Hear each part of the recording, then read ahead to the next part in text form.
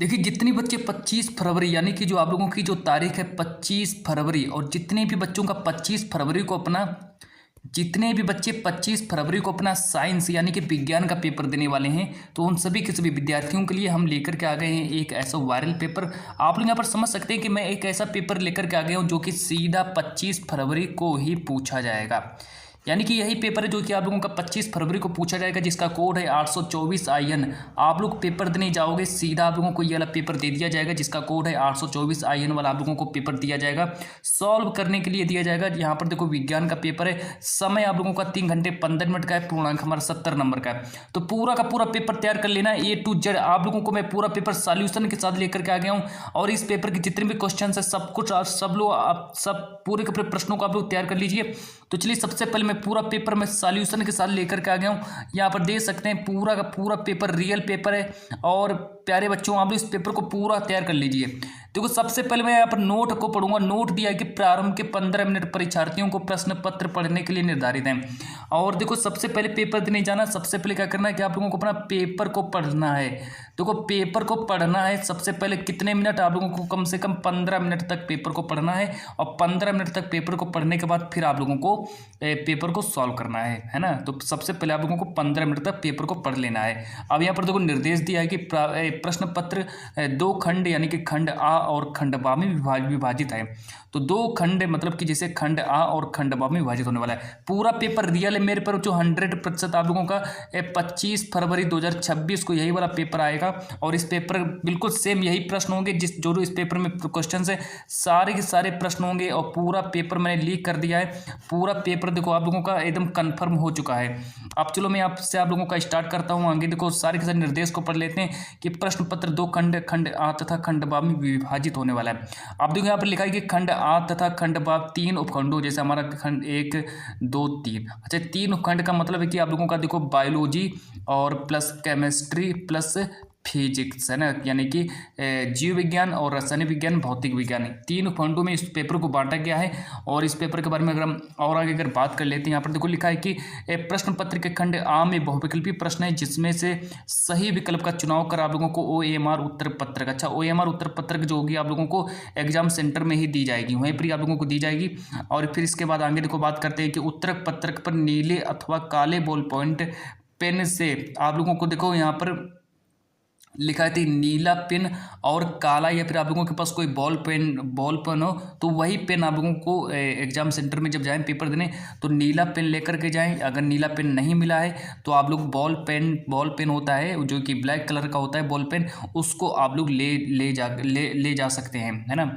अब देखो उसी से आप लोगों को OMR सीट को भरना है। उत्तर पत्र को उत्तर देने के पश्चात उसे काटे नहीं तथा इरेजर अथवा व्हाइटनर का प्रयोग नहीं करना है। और कई बच्चे क्या करते हैं वहाँ पर इरेजर और व्हाइटनर ले जाते हैं और OMR सीट पर चला देते हैं, लेकिन ऐसा आप लोगों को नहीं करना है वरना आप लोगों के नंबर भी कट सकते हैं। अब चलो मैं आगे बात करता हूँ। यहाँ पर लिखा है कि खंड आ में बहुविकल्पी प्रश्न है तो प्रत्येक प्रश्न के लिए 1 अंक निर्धारित है। जितने भी खंड आ में जितने भी बहुविकल्पी प्रश्न होंगे, यानी कि आप लोगों का देखो 20 प्रश्न पूछे जाएंगे बहुविकल्पी प्रश्न। अब बहुविकल्पी प्रश्न जब आप लोगों के 20 प्रश्न पूछे जाएंगे, सारे के सारे प्रश्न 1 नंबर के होंगे, है ना। तो आप लोगों को पता ही सारे प्रश्न 1 नंबर के होने वाले हैं और देखो 1 अंक उसके सम्मुख निर्धारित कर दिए गए हैं, है ना। तो इस तरीके से आगे देखो फिर हम बात करते हैं। यहाँ पर लिखा है खंड आ, खंड बा लिखा है खंड बा में वर्णनात्मक प्रश्न है। जो वर्णनात्मक प्रश्न जिसमें हमारा देखो बायोलॉजी प्लस केमिस्ट्री प्लस भौतिक विज्ञान, तो इस तरीके से हमारा पूरा पेपर आ जाता है, बन जाता है पेपर, है ना। अब आगे देखो प्रत्येक प्रश्न के सम्मुख उसके निर्धारित अंक दिए गए हैं, यानी कि इस पेपर के जितने भी क्वेश्चन हैं सारे के सारे प्रश्नों के आगे जो प्रश्न 1 नंबर का होगा उसके आगे 1 लिखा होगा, जो प्रश्न 2 नंबर का होगा उसके आगे 2 लिखा होगा, जो प्रश्न 4 नंबर का होगा उसके आगे 4 लिखा होगा और जो प्रश्न 6 नंबर का होगा उसके आगे 6 लिखा होगा, है ना। तो इसका ये कहने का मतलब है। तो इस तरीके से आप लिखा है कि प्रत्येक प्रश्न के सम्मुख उसके निर्धारित अंक दिए गए हैं। यहाँ पर देखो लिखा है निर्देश नंबर 7 कि खंड बा के प्रत्येक उपभाग के सभी प्रश्न एक साथ करना अनिवार्य है। मतलब कि खंड बा के जितने भी क्वेश्चन हैं सबको हमें एक साथ करना है और प्रत्येक उपभाग एक नए प्रश्न से प्रारंभ किया जाए। मतलब कि जो उपभाग जो है, जैसे मान लीजिए आप लोगों का बायोलॉजी हुआ, आप लोगों का बायोलॉजी पूरा कंप्लीट हो गया, फिर आप लोगों को जो अगला जो पेज है नेक्स्ट पेज से है ना। नेक्स्ट पेज से आप लोगों को केमिस्ट्री स्टार्ट करनी है ना। तो ऐसे आप लोगों को पेपर सॉल्व करना है। अब यहाँ पर देखो लिखा है कि सभी प्रश्न करना अनिवार्य है, मतलब कि सारे के सारे प्रश्नों को करना है, कोई भी प्रश्न को छोड़ना नहीं है, सारे के सारे प्रश्नों को उत्तर आप लोगों को लिखना है। भले ही आप लोगों को उसका आंसर नहीं याद है, अगर आप लोगों को उसका आंसर नहीं याद है लेकिन फिर भी आप लोगों को उसका उत्तर लिखना पड़ेगा, है ना। इस प्रश्न का कहने का मतलब है। आप चलिए यहाँ पर देखिए, आप लोगों का देखिए 2026 का मुझे पेपर मिला है और वो भी मुझे, अब यहाँ पर देखो ये हमारा है खंड आ बहुविकल्पी प्रश्न और उपभाग 1। अच्छा, उपभाग 1 में जितने भी प्रश्न होंगे फिजिक्स के प्रश्न रखे गए हैं। आप लोग इस पेपर को पूरा तैयार कर लीजिए, सारे के सारे प्रश्न एक एक नंबर वाले हैं। तो सबसे पहले मैं पूरा पेपर आप लोगों को दिखा देता हूं, तो यहाँ पर आप लोग समझ लीजिए। देखो 70 नंबर वाला पेपर है, आप लोगों का 70 नंबर भी क्लियर हो जाएगा इस पेपर को पूरा देखने के बाद। आप देखो मैं यहाँ पर पूरा पेपर एकदम सॉल्यूशन के साथ लेकर के आ गया हूँ। सबसे पहला देखो मेरा प्रश्न है कि समतल दर्पण की फोकस दूरी क्या होती है। समतल दर्पण की फोकस दूरी क्या होती है, पेपर में 1 नंबर का प्रश्न आएगा। देखो सारे के सारे प्रश्न एक एक नंबर वाले, है ना। तो यहाँ पर सभी प्रश्नों के आएंगे उसके अंक भी दिए गए हैं कि कौन सा प्रश्न कितने नंबर का आएगा। देखो सब कुछ लिखा है सामने, है ना। अब देखो अगर बात करते हैं कि समतल दर्पण की फोकस दूरी कितनी होती है, तो प्यारे बच्चों जैसे ही पेपर देने जाना, आप लोगों के सामने ये वाला प्रश्न जब आए तो आप लोगों को हमेशा अनंत को ही सही करना है, अनंत को सही करना है। अब बात करते हैं प्रश्न 2 के बारे में कि कांच का अपवर्तनांक अधिकतम होता है। कांच का अपवर्तनांक किस रंग के लिए अधिकतम होता है, तो इसका राइट आंसर हो जाएगा बैंगनी रंग के लिए, है ना। तो हमारा बैंगनी रंग। पूरा पेपर सॉल्यूशन भी कराऊंगा क्योंकि 25 फरवरी वायरल पेपर है ये आप लोगों का। अब आगे देखो प्रश्न नंबर 3 के बारे में बात करते हैं कि उत्तल दर्पण से बनने वाले प्रतिबिंब की प्रकृति कैसी होती है। 1 नंबर का ये भी प्रश्न आएगा कि जब हम उत्तल दर्पण से कोई भी प्रतिबिंब बनाते हैं तो हमें उसकी प्रकृति कैसी होती है। वास्तविक व सीधा प्रकृति, बी ऑप्शन दिया आभासी व सीधा, सी ऑप्शन दिया है आभासी व उल्टा और डी ऑप्शन दिया वास्तविक व उल्टा। तो ये हमारे 4 ऑप्शन है, लेकिन 4 ऑप्शन में से हमारा प्रश्न नंबर 3 का राइट आंसर हो जाएगा आभासी व सीधा, है ना। तो ऑप्शन नंबर ए हमारा सही हो जाएगा। चलो फिर मैं आप लोगों को और आगे ले चलता हूँ प्रश्न नंबर 4 की ओर। प्रश्न नंबर 4 यहाँ पर देखो कह रहा है कि दूरदृष्टि दोष के कारण प्रतिबिंब बनता है। प्रश्न नंबर 4 देखो 4 नंबर आप लोगों के पक्के हो गए पूरे, है ना। और इस तरीके से धीरे धीरे आप लोगों के 20 नंबर ये पक्के हो जाएंगे। फिर मैं आप लोगों को वर्णात्मक प्रश्न क्यों ले चलूंगा 50 नंबर, वो भी आप लोगों के पक्के करा दूंगा। अब यहाँ पर देखो लिखा है कि दूरदृष्टि दोष के कारण प्रतिबिंब कहाँ बनता है, तो इसका राइट आंसर हो जाएगा रेटिना के पीछे, है ना। तो ऑप्शन नंबर सी हमारा सही हो जाएगा। प्रश्न नंबर 5 जो कि हमारा न्यूमेरिकल दिया है, न्यूमेरिकल, और इस न्यूमेरिकल को मैं सॉल्व नहीं करा सकता क्योंकि मेरे पास समय कम है, तो इसलिए मैं सीधा डायरेक्ट इसका आंसर बता दूंगा। आप लोग इसको सॉल्व भी कर सकते हो ना। 1 नंबर वाला है। देखो हम लिखा है एक बल्ब 200 वोल्ट के स्रोत से जलाने पर 1 एम्पियर की धारा लेता है, बल्ब की शक्ति कितनी हो जाएगी। अच्छा यहाँ पर 1 एम्पियर की धारा लेता है ना, तो अगर 1 एम्पियर की धारा ले रहा है तो हमारा राइट आंसर फिर वही हो जाएगा 200 वोल्ट 200 वाट ही हो जाएगा, है ना। इसमें कोई दिक्कत नहीं है। ऑप्शन नंबर बी मेरा पूरा क्लियर हो जाएगा। तो ये है आप लोगों का 25 फरवरी का एक विज्ञान यानी कि साइंस का पेपर है। आप लोगों का पूरा डाउट एकदम पूरा पेपर देखो मैंने आप लोगों को दे दिया है। 25 फरवरी वाला पेपर मैंने आप लोगों को दे दिया है। पूरा पेपर सॉल्व करके चले जाना 100%। 5 मिनट पहले 25 फरवरी को आप लोगों को 5 मिनट पहले इस पेपर को पूरा देख लेना। 100% पूरा का पूरा पेपर फंसेगा, है ना। पूरा पेपर यही फंसेगा। अब देखो आगे मैं बात करता हूँ यहाँ से प्रश्न नंबर 6 की ओर ले चलता हूँ आप लोगों को कि चुंबकीय क्षेत्र की तीव्रता का मात्रक क्या होता है। 1 नंबर का पेपर में आएगा। अब देखो इसका चुंबकीय क्षेत्र की तीव्रता का मात्रक देखो क्या होता है, वेबर प्रति मीटर स्क्वायर, यानी कि ऑप्शन नंबर बी हमारा सही हो जाएगा। अब आगे बात करते हैं प्रश्न नंबर 7 के बारे में। 1 नंबर का ये भी आएगा कि डायनमो उत्पन्न करता है। अच्छा डायनमो क्या उत्पन्न करता है, तो ये भी प्रश्न है कि इसका राइट आंसर हो जाएगा विद्युत वाहक बल, यानी कि ऑप्शन नंबर बी हमारा सही हो जाएगा। चलो मैं आप लोगों को ले चलता हूँ यहाँ पर उपभाग नंबर 2 की ओर। उपभाग नंबर 2 देखो यहाँ पर लिखा है कि सल्फर डाइऑक्साइड का जलीय विलयन कैसा होता है। अच्छा उपभाग नंबर 2 में देखो जितने भी प्रश्न होंगे सारे के सारे केमिस्ट्री वाले प्रश्न होंगे, है ना। तो केमिस्ट्री के सारे प्रश्न होंगे उपभाग नंबर 2 में। अब देखो यहाँ पर लिखा है सल्फर डाइऑक्साइड का जलीय विलयन कैसा होता है, अम्लीय होता है कि उदासीन होता है कि क्षारीय होता है कि उभयधर्मी होता है। ये हमारे 4 ऑप्शन है। लेकिन हमारा सल्फर डाइऑक्साइड का जलीय विलयन कैसा होता है, तो अगर हम इसके आंसर के बारे में बात करें तो हमारा ऑप्शन नंबर ए हमारा सही हो जाएगा, अम्लीय होता है। अब चलो मैं आप लोगों को आगे ले चलता हूँ। यहाँ पर प्रश्न नंबर 9 को देखेंगे। प्रश्न नंबर 9 को देखेंगे कि सोडियम कार्बोनेट का जलीय विलयन कैसा होता है। पेपर में 1 नंबर का ये भी प्रश्न आएगा।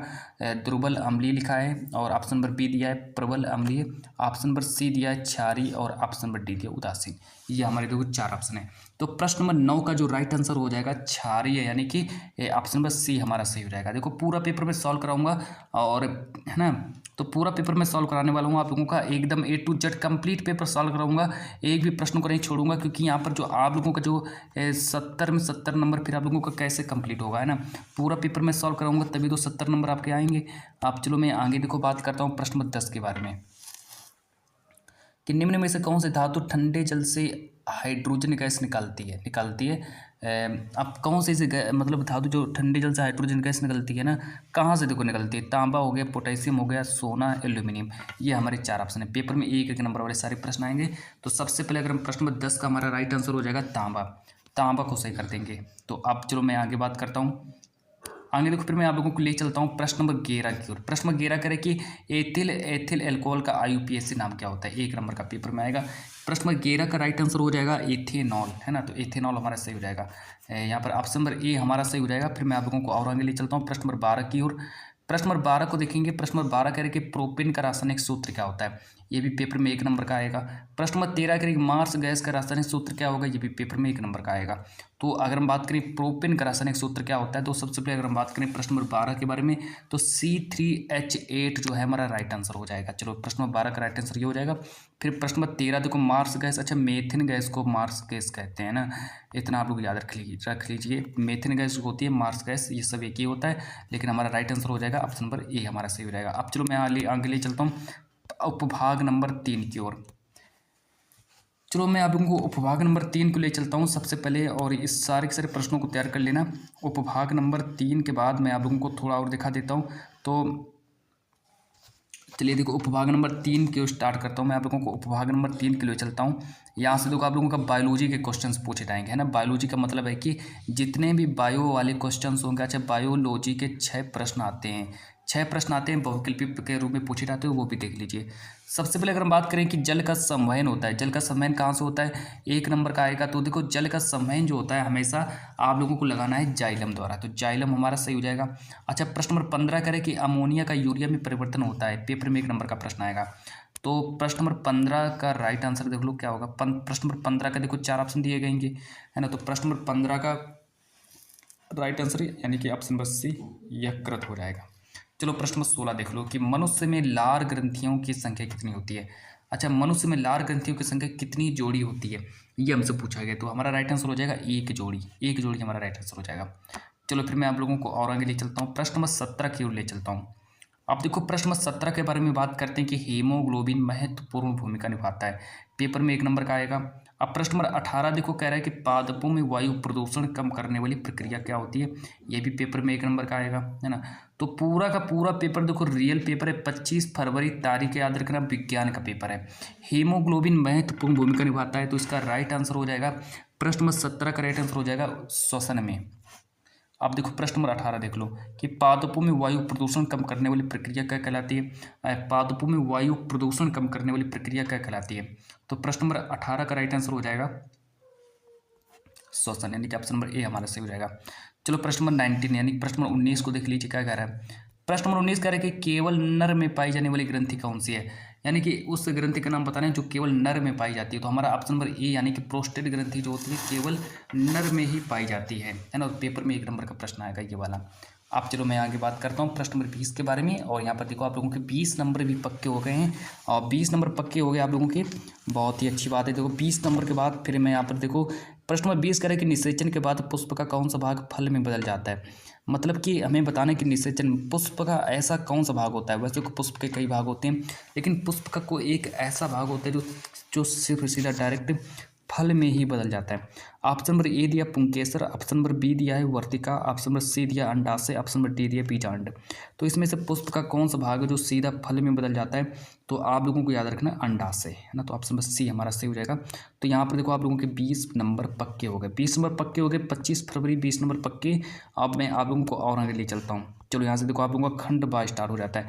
खंड बा जो होगा वर्णात्मक प्रश्न पूछा जाएगा, जहाँ पर आप लोगों के 50 नंबर का खंड बा भी पूछा जाएगा। अच्छा इसमें देखो बायोलॉजी के कुछ प्रश्न होंगे, प्लस आप लोगों के केमिस्ट्री के प्रश्न होंगे, प्लस आप लोगों के फिजिक्स यानी भौतिक विज्ञान के प्रश्न होंगे। तो इस तरीके से मिलाकर आप लोगों का पूरा पेपर सॉल्व हो जाएगा। चलो सबसे पहले अगर हम बात करते हैं उपभाग नंबर 1 के बारे में, यहाँ पर लिखा है उपभाग 1, जिसमें हमारा देखो सबसे पहले केमिस्ट्री के प्रश्न आएंगे। अच्छा केमिस्ट्री के प्रश्न आएंगे तो सबसे पहले उपभाग 1 में केमिस्ट्री के सारे प्रश्न देख लो। अब मैं यहाँ से स्टार्ट करता हूँ एक के बारे में। एक से देखो स्टार्ट करेंगे कि दूरदृष्टि दोष क्या होता है, इसका निवारण कैसे किया जाता है। पेप देखो 2 नंबर का प्रश्न आएगा।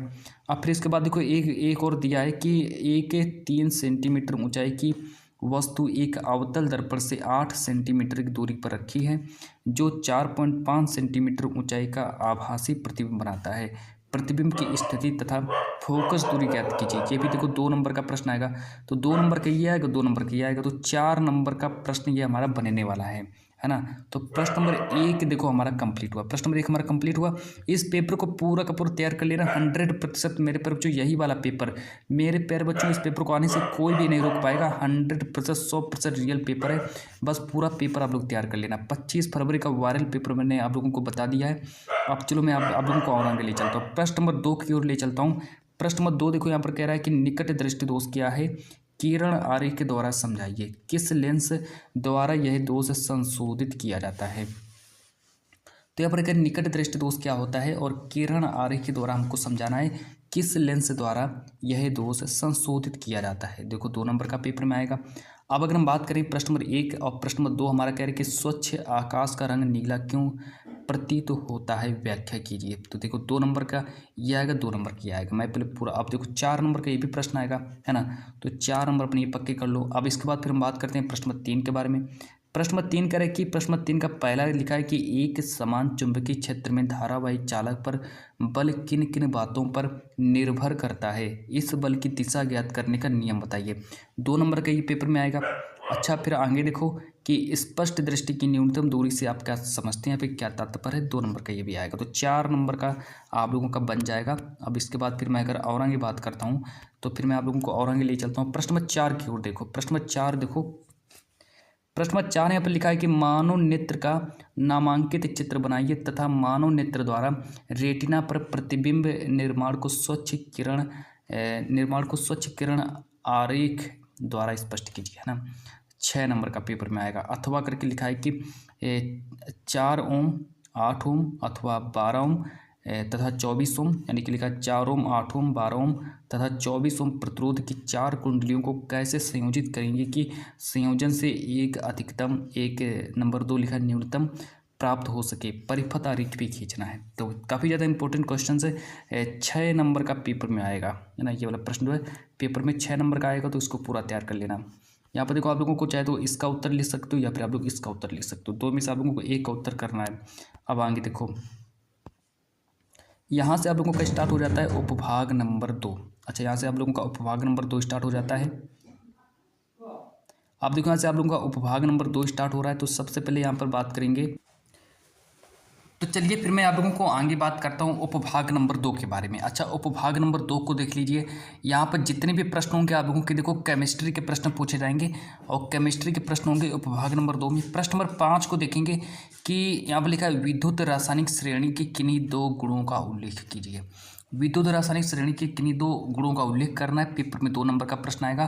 फिर इसके बाद बी ऑप्शन दिया है कि रासायनिक अभिक्रियाओं से आप क्या समझते हैं, एक उदाहरण भी दीजिए। ये भी 2 नंबर का आएगा। तो 2 नंबर हमारे आएगा। तो 4 नंबर का हमारा ये वाला प्रश्न आएगा। और इसके बाद फिर हम आगे देखो बात करते हैं प्रश्न नंबर 6 के बारे में। प्रश्न नंबर 6 लिखा है कि निम्नलिखित पर संक्षिप्त टिप्पणी लिखी है। अच्छा, निम्नलिखित पर संक्षिप्त टिप्पणी लिखी। 6 नंबर का प्रश्न आएगा। देखो ये देखो एक ये प्रश्न है, उदासीनीकरण अभिक्रिया पर टिप्पणी लिखना है। फिर ऑप्शन नंबर बी दिया है अपचयन अभिक्रिया पर टिप्पणी लिखना है। तो 2 मिलाकर 2 + 2 यानी कि 4 नंबर का हमारा पेपर में ये प्रश्न आएगा। तो 4 नंबर आप लोगों के पक्के हो गए। फिर इसके बाद देखो मैं आप लोगों को और आगे ले चलता हूँ। अगला प्रश्न जो है 6 नंबर का प्रश्न आएगा पेपर में कि प्रश्न नंबर 7 कह रहा है कि क्या होता है जबकि केवल संतुलित रासायनिक समीकरण लिखिए, है ना। 6 × 1 मतलब 6 नंबर का पेपर में आएगा। सही से उसको देखना है। देखो यहाँ पर लिखा है कि सोडियम ऑक्साइड की जल से क्रिया कराई जाती है। मतलब जब हम सोडियम ऑक्साइड की क्रिया जल से कराते हैं तो क्या प्राप्त होता है। पूरा पेपर देख लेना, पूरा पेपर सॉल्व करके चले जाना। अब यहाँ पर देखो ऑप्शन नंबर बी दिया है कि शुष्क बूझे छूने से शुष्क क्लोरीन गैस की क्रिया कराई जाती है। ये हमारा देखो 1 नंबर का ये आएगा और 1 नंबर का ये आएगा। एक नंबर वाले सारे प्रश्न हैं। अब यहाँ पर देखो लिखा है एक और ऑप्शन नंबर सी देखो। सी को देखो कि एथेनॉल को सांद्र H2SO4 की अधिकता के साथ 160 डिग्री सेंटीग्रेड से 170 डिग्री सेंटीग्रेड तक गर्म किया जाता है। इतना समझ में आ गया। अब आगे देखो ऑप्शन नंबर डी कि एथेनोइक अम्ल को सोडियम बाइकार्बोनेट से क्रिया कराई जाती है। ऑप्शन नंबर ई देखो एथेनॉल को सांद्र H2SO4 की उपस्थिति में एथेनोइक अम्ल के साथ गर्म किया जाता है। तो इस तरीके से देखो हमारा ये जो प्रश्न है 6 नंबर का पेपर में आएगा। ये जितने में 4 ऑप्शन जो दिए हैं देखो 1 2 3 4 5 और एक प्रश्न और है आप लोगों का जो कि नीचे साइड में ये देखो छठा है ना। तो एथेन को वायु में गर्म मतलब जलाया जाता है। तो 6 नंबर का पेपर में आएगा है। अगर आप लोगों को इसका देखो उत्तर नहीं याद है, आप लोगों का अगर इस प्रश्न का उत्तर नहीं याद है तो एक अथवा करके भी दिया गया है। देखो अथवा वाला देख लो, अथवा में आप लोग इसका भी उत्तर लिख सकते हो। यहाँ पर लिखा है कि बेकिंग पाउडर का रासायनिक नाम एवं अणुसूत्र क्या है, इसको बनाने की विधि एवं 2 प्रमुख रासायनिक गुण या फिर जिसको रासायनिक गुण समीकरण देते हुए लिखिए। मतलब 2 रासायनिक गुण देना है और उसका समीकरण भी हमको लिखना है। तो इस तरीके से हमको इसका उत्तर लिखना है। अब चलिए यहाँ से स्टार्ट हो जाता है आप लोगों का बायोलॉजी। आप लोगों का यहाँ से बायोलॉजी स्टार्ट होता है। चलिए यहाँ से देखिए बायोलॉजी स्टार्ट होता है। बायोलॉजी जो है पेपर में देखिए पूछा जाएगा। तो बायोलॉजी यहाँ से तो आप लोगों का उपखंड नंबर जो मेरा 3 है, उपखंड नंबर 3 हमारे यहाँ से स्टार्ट हो जाता है। उपखंड नंबर 3 को देखेंगे, सबसे उपखंड नंबर 3 को देखेंगे और इसको हम ऊपर ले चलते हैं। यहाँ पर देखो लिखा है प्रश्न नंबर 8।